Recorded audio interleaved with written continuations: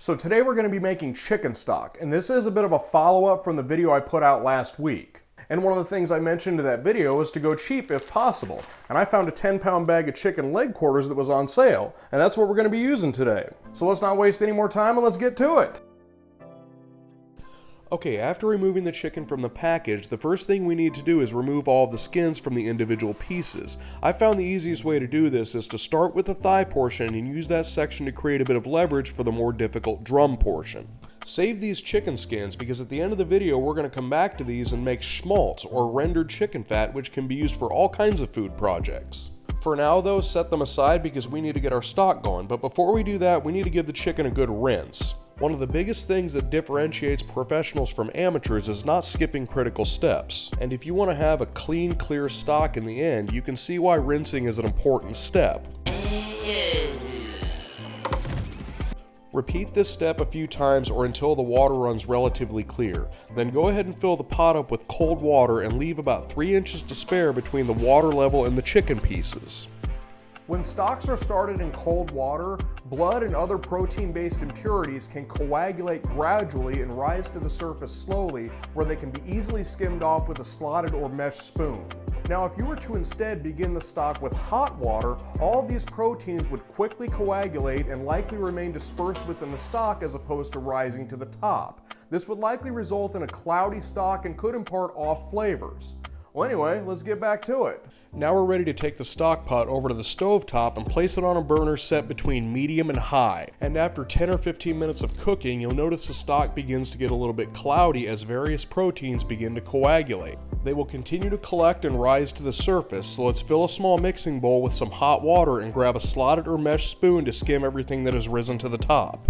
And while they say stocks shouldn't boil, they are correct. However, there does need to be some degree of upward pressure in the initial stage just to help bring this shit up to the surface so that it can be skimmed. You can also see the purpose of the side bowl here. It makes cleaning the stock pot up much easier. And as far as the initial heat goes, you'll figure it out after a few batches. Go for a light boil, not a raging boil. Once you've finished cleaning everything up off the surface, go ahead and lower the heat to a light simmer. And another thing you'll notice is that chicken parts for some reason like to float on the surface when making chicken stocks, so just be sure to stir it up from time to time. And after about 2 hours of simmering, we can get our vegetables ready.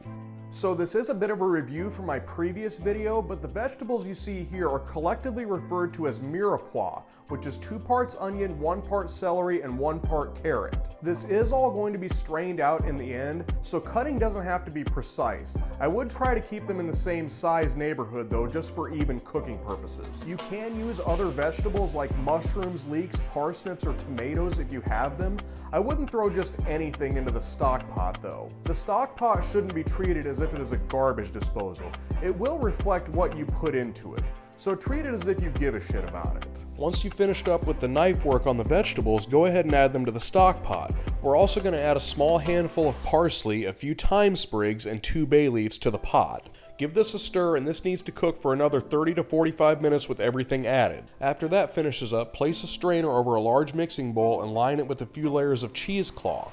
The stock pot with everything in it can be quite heavy to handle, so I like to pull some of the ingredients out first and discard them prior to picking up the pot to strain the whole thing out. It's not worth burning yourself or risking making a very large mess. It will still be heavy, but making it lighter reduces the chance of this happening.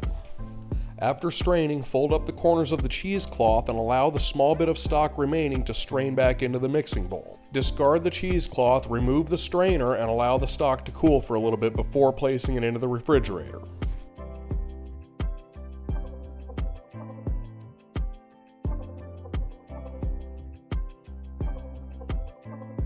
After a few hours, the stock should be cooled down a bit and you can place it into the refrigerator to chill the rest of the way.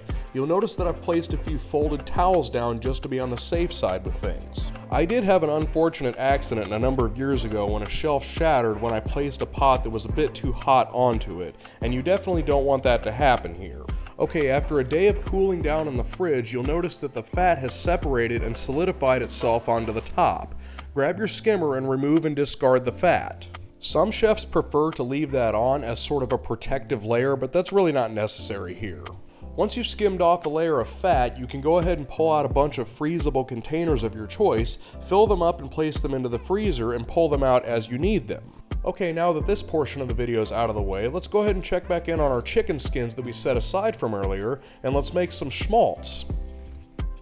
Okay, so what I did with the chicken fat is I put it into the freezer for a little bit, and that's going to firm it up because we are going to put it through the food processor, which is going to break it up a little bit and make it easier to render out. And you obviously don't want this completely frozen when doing this. You want this somewhere in between frozen and thawed, kind of a semi-frozen state. I probably did overload the machine a little bit here, but the idea is just to make the bigger pieces into smaller ones here. You don't have to get too crazy with this step. Okay, now before we put this on the stove top, we need to add a little bit of water to it. So the purpose of the water is to help begin the rendering process by helping to gradually heat things up. It will also promote even cooking throughout the entire thing, which is very important in the early stages. So let's get this thing over medium heat and then we can come back here in a little bit. After 10 or 15 minutes on medium heat, the mixture will reach a boil. Move the heat down to low once some of the water has evaporated off, and that's where you're going to leave it the rest of the way. Now there are two main reasons why I've set the heat to low for this part of the process. The first being the obvious that we don't want to introduce a scorched flavor to this thing and basically ruin the whole batch. And for the second reason, this cup's going to help me explain that. What we have here is oil on top and water on bottom, and that's the same thing that's going on in that pot behind us here. So what happens is, when the water escapes, it has to fight through this layer of oil, and as more and more of it evaporates, it becomes more difficult for the water to get through. So when you turn the heat up to high, when it finally does break through, we see that as splattering, a mess, and you get burned. So the safer option is just to keep the heat on low, and it also just makes the whole thing better overall. So just keep it on low. Anyway, let's check back up on this in a little bit, because this is going to take a little while. You'll notice as this mixture gradually cooks that the bubbles begin to become less aggressive and dissipate, and eventually they disappear altogether. Now after about an hour and a half, you'll notice that all of the bubbles have stopped and the chicken pieces are browned up and they're crispy. That means all the fat has been rendered out and all the water is evaporated. So it's done. You can package it up into Tupperwares and put it in your freezer, but first make sure you cool it first. I cannot stress that enough. I have melted Tupperware containers with this stuff before. It is too hot at this point. And with all of that, we've had 2 recipes in this video, so that's the end of this whole thing, and thanks for tuning in and see you next time.